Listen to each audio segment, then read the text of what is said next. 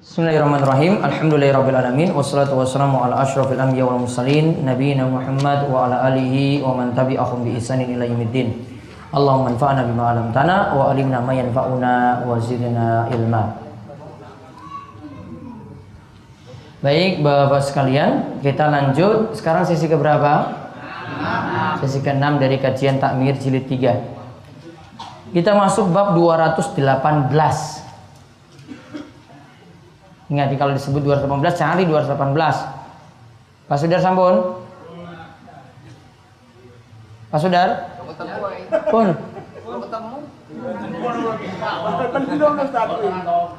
554. Nih, ini ono iki lho, iki nih, Set. Bingung Pak Sudar ya?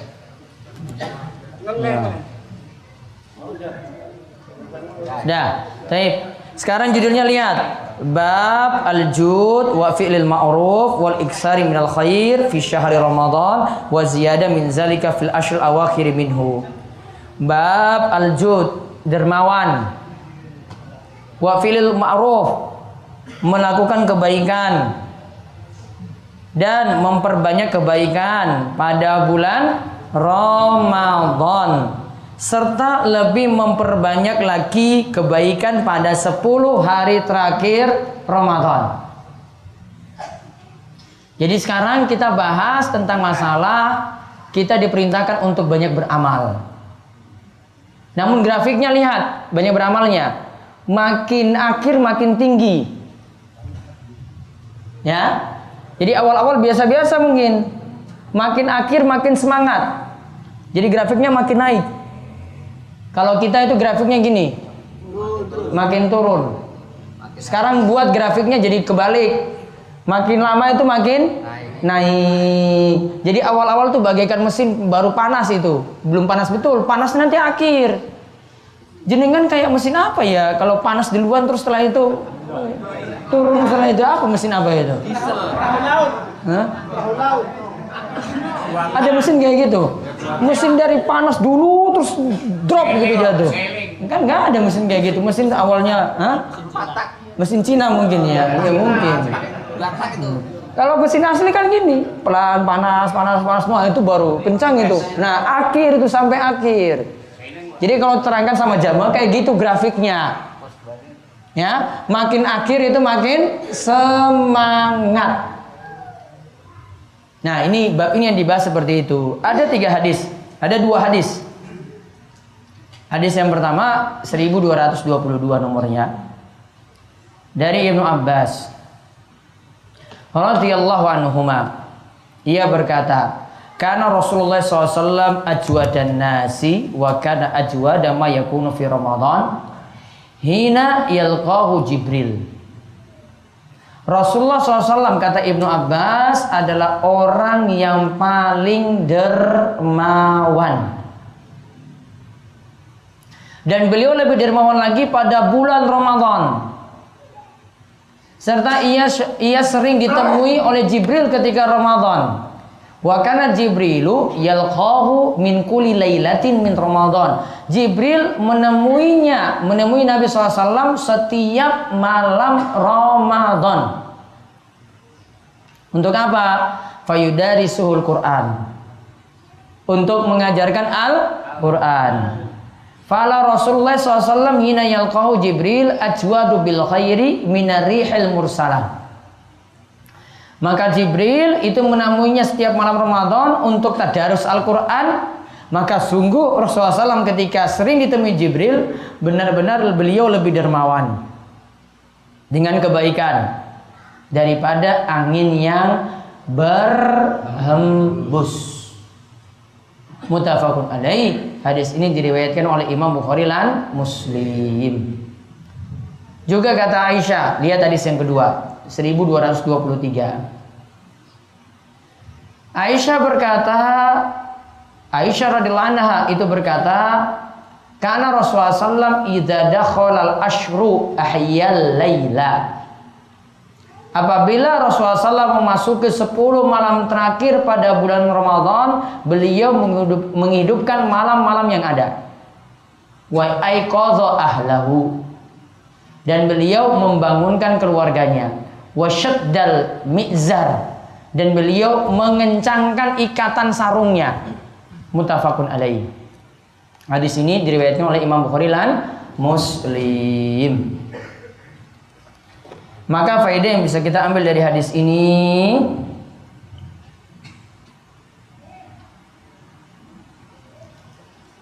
bulan Ramadan harusnya semakin banyak beramal, bukan banyak tidur. Semakin banyak beramal. Jadi kan istirahat boleh, namun baiknya amalan itu yang diprioritaskan.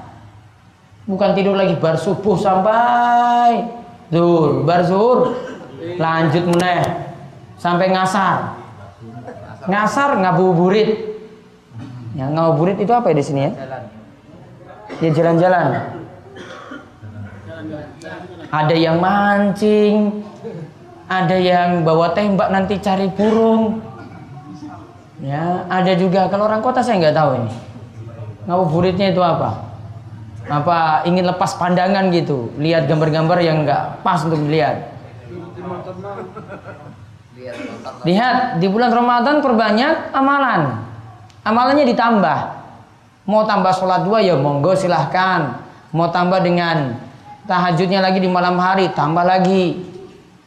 Mau tambah lagi dengan sodako lebih diperhatikan lagi kalau punya kelebihan rizki. Kalau biasanya sedekahnya biasa, bulan Ramadan tambah lagi, buka puasa beri. Bahkan kalau jenengan itu nggak mau patungan, lebih bagus nggak patungan untuk buka puasa. Sudah saya sendiri yang nanti beri buka. Ya, ini berapa satu masjid? Kasih. Nggak usah khawatir rizki tadi. Satu pintu rizki tertutup, buka 2 tertutup, 4 terbuka, 4 tertutup, 8. Ya sudah, ingat kaidah itu aja kata Ibnul Qayyim tadi. Ingat-ingat itu terus. Saya keluarkan ini nanti ada ganti lagi. Saya keluarkan ini ada ganti lagi. Nggak usah khawatir. Kemudian faedah yang kedua, Rasulullah SAW gemar mengkaji Al-Quran di bulan Ramadan.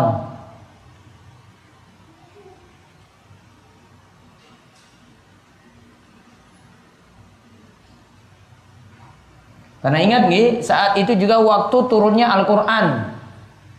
Makanya dipaskan dengan waktu turunnya Al-Quran di bulan Ramadan, kita banyak-banyak mengkaji Al-Quran.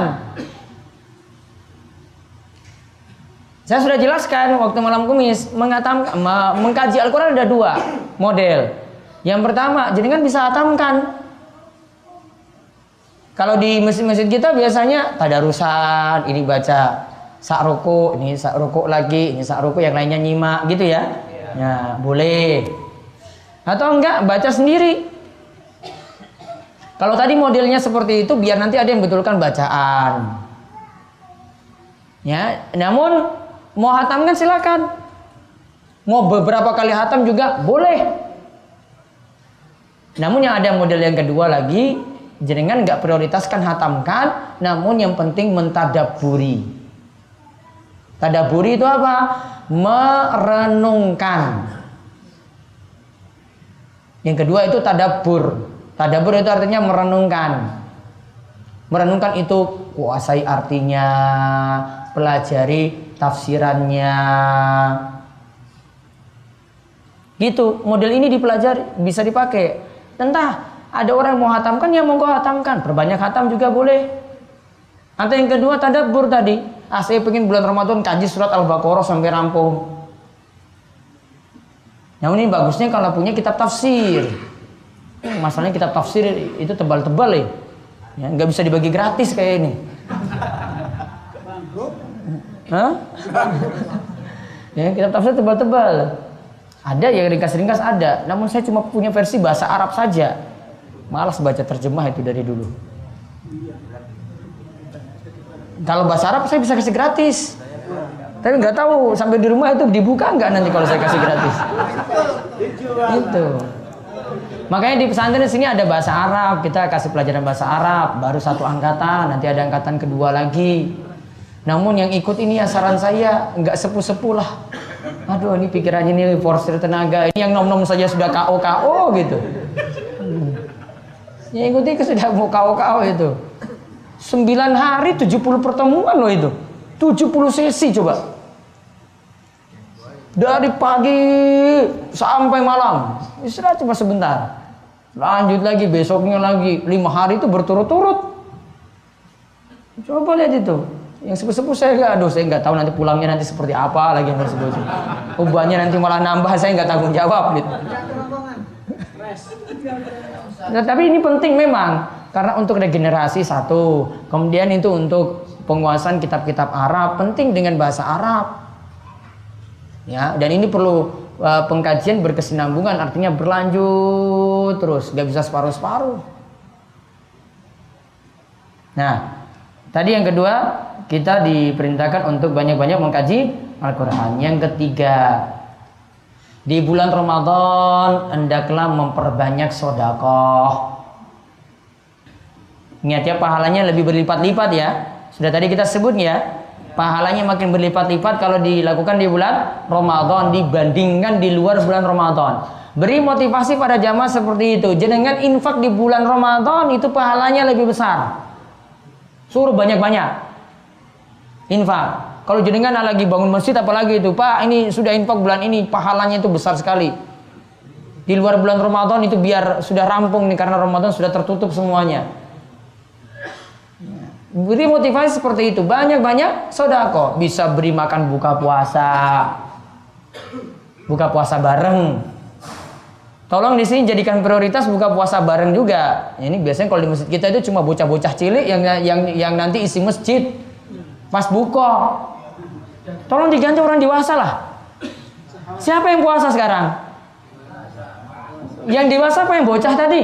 Yang dewasa. Ngajak bapak ibu-ibu ke masjid. Maka tolong nanti kalau ada dana buka puasa dari DS, jenengan tuh ngajak jamaah-jamaah yang lainnya, jangan bocah-bocah semuanya yang diisi full di situ. Loh, mereka nggak puasa. Ya, dari sisi saya bilang rugi ya rugi. Kalau mau ya dia sama orang tua suruh buka di masjid. Biar orang yang beri buka puasa itu juga dapat pahala. Gitu. Bisa beri buka puasa. Ada juga tuntunan sahur bersama. Belum tahu pernah sahur bersama kan? Belum. Rasulullah SAW pernah sahur bersama Zaid bin Sabit. Ditanya sama Anas bin Malik, berapa jarak antara engkau makan sahur bareng-bareng Rasul? Berarti sahur bareng. Ya, ada tuntunan sahur bareng. Kalau tadi bukber, buka bersama kan? Kalau sahur bersama sahber gitu. Bisa hidupkan itu. 2 kali Ahad nanti di pesantren ada sahur bersama. Ya terserah yang mau dari pelayan mau datang ya monggo silakan. Mulai jam 3 ngaji dulu. Ya panggang ya monggo silakan. Sahur bersama. Jadi ada tuntunan buka bersama, ada sahur bersama. Sama-sama jenengan memberikan makan, pahalanya juga besar. Karena kalau sahur bersama tadi juga beri makan pada orang yang mau jalankan puasa. Bahkan itu yang dipakai nanti selama 1 hari full. Itu bisa dipakai juga jadi tuntunan. Samping itu untuk kegiatan-kegiatan yang lainnya, untuk bantu orang tadarusan, misalnya kasih minum, kasih snack. Ya punya kelebihan rezeki, sudah kasih rezeki itu kepada orang lain.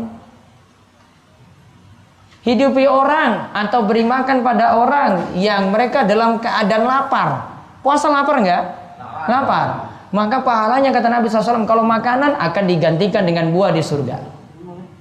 Kalau minuman yang diberi cuma wedang teh saja kita kasihlah, atau cuma botol aqua itu kasih 1 orang 1 misalnya. Kalau nggak mau yang setengah botol kayak gitu ya sudah yang gelas. Itu kalau itu kayak gini pelit lagi ya berarti super pelit memang orangnya. Kasih. Beri minum orang yang haus akan diganti dengan minuman ar-rahiqul maktum. Ar-rahiq itu homer di surga. Maktum itu masih dilak, masih ditutup. Ya, dilak, disegel, ditutup. Minuman yang disegel, ditutup itu tanda bahwasanya masih terjaga kemurniannya, asli, steril, nggak ada yang sentuh. Beda kalau minumannya terbuka. Terbuka kalau teh itu panasnya sudah hilang, semut cepat masuk. Kalau sifat minuman yang tertutup itu minuman terbaik.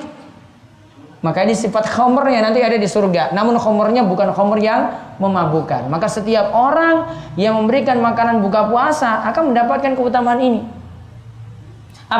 Apalagi ditambah dengan buka puasa itu jadi amal jariah. Bisa jadi amal jariah karena kita memberi minum kepada orang yang butuh minum. Ini masuk dalam hadis Nabi SAW seperti orang yang memberikan sumur, yang mengalirkan air dari sungai masuk ke rumah-rumah, itu masuk amal jariah. Maka memberi minum juga masuk amal jariah karena kehidupan yang kita berikan. Untuk dia bisa hidup yang kita berikan. Contoh sederhana, kalau di masjid jenengan belum ada, ya, pulang itu beli dispenser. Kalau nggak mau yang pakai panas ya sudah, ya nggak ada panasnya. Ya, taruh di pintu masjid. Orang-orang keluar masuk minum itu dari galon yang ada. Habis isi lagi. Setiap itu jenengan sudah dapat amal jariah. Simple, sederhana. Mudah-mudahan nanti pulang ini sudah ada di masjid itu ada dispenser. Tuku dewe yang Wonosari Sari. Yes. Ya lagi. Ya, iya. Dispenser cuma berapa kok? Enggak sampai 100.000. Ya. Atau ada yang kayak gitu cuma wadah saja untuk taruh galon saja. Sudah. Galonnya habis ya beli lagi. Baik. Sekarang tadi ada sedekah, ada baca Al-Quran, ada perbanyak kebaikan. Kemudian faedah yang terakhir dari bab ini, makin akhir dari bulan Ramadan harusnya makin semangat beramal. Makin akhir dari bulan Ramadan harusnya makin semangat beramal.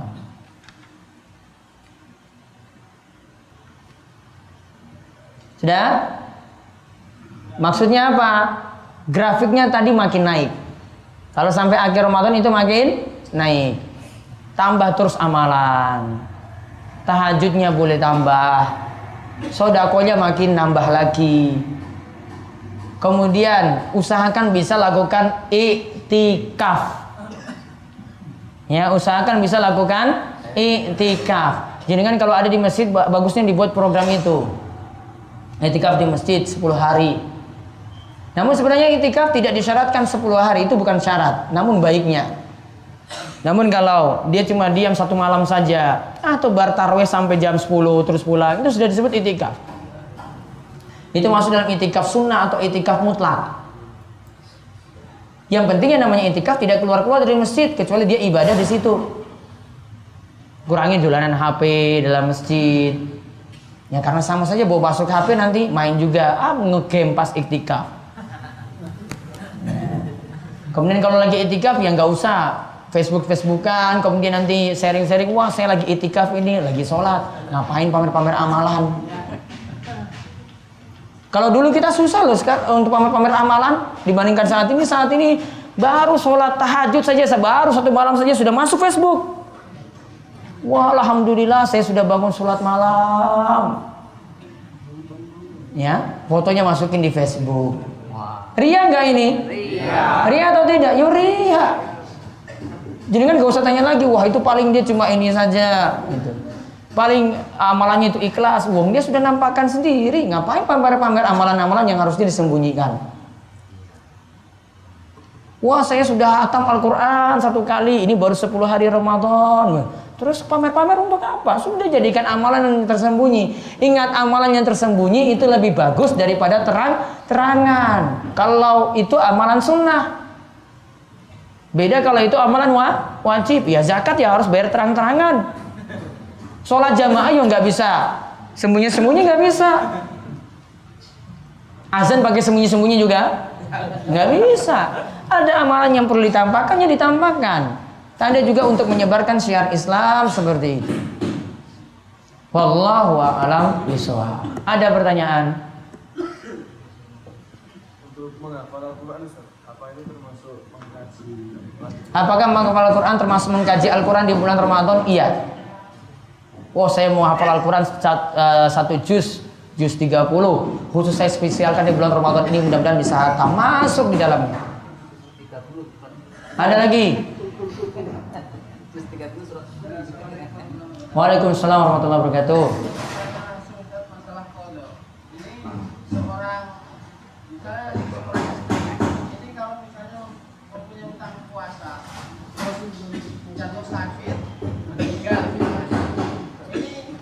Orang yang sakit, jatuh sakit di bulan Ramadan, terus meninggal. Oh iya, ini yang kemarin.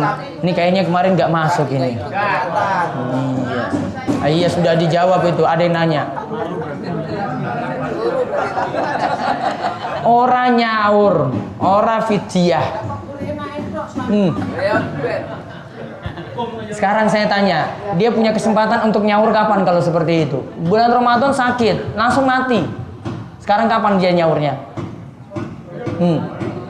Wong dia nggak ada beban apa-apa kok. Wong saya sakit, harusnya saya nanti di akhir bulan Ramadan, setelah Ramadan baru nanti nyaur. Wong nggak ada kesempatan ketemu akhir Ramadan, nggak ada kesempatan ya untuk ketemu selain Ramadan, iya kan?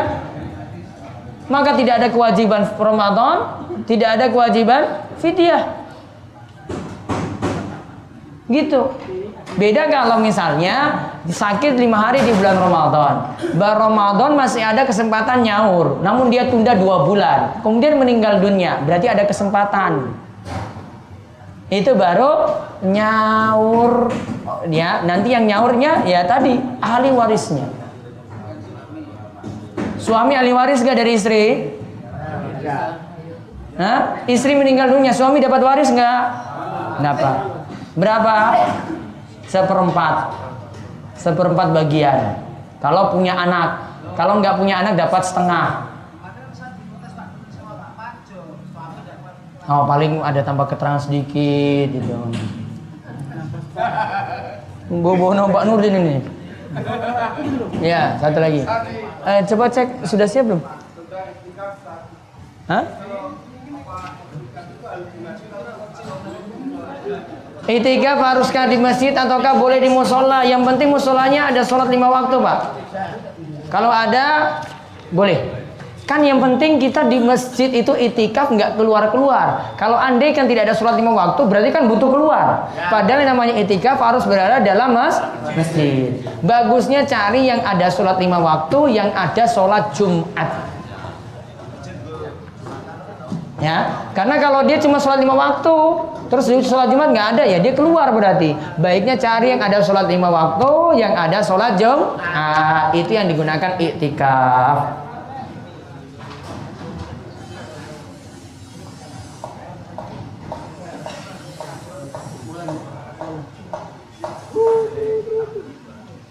Ini ada yang tanya pakai kertas ini? Ya, monggo nanya langsung.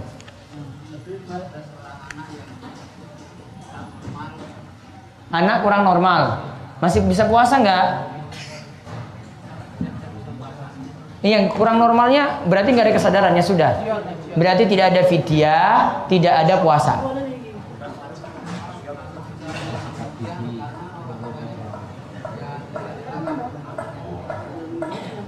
Pokoknya dia tidak dapat puasa, tidak dapat fidyah, tidak ada kewajiban puasa, tidak ada kewajiban fidyah. Sama seperti orang yang pikun yang kemarin kita bahas, sama seperti orang yang gila kemarin kita bahas. Jadi kan pegang mic, coba dikasih naik.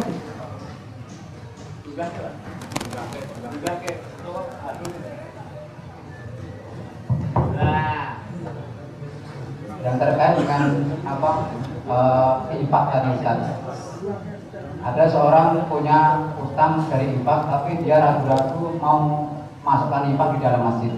Itu bagaimana solusinya? Ada orang yang punya utang, Ya. terus dia mau berinfak, boleh nggak? Ya. Boleh, selama utangnya belum jatuh tempo.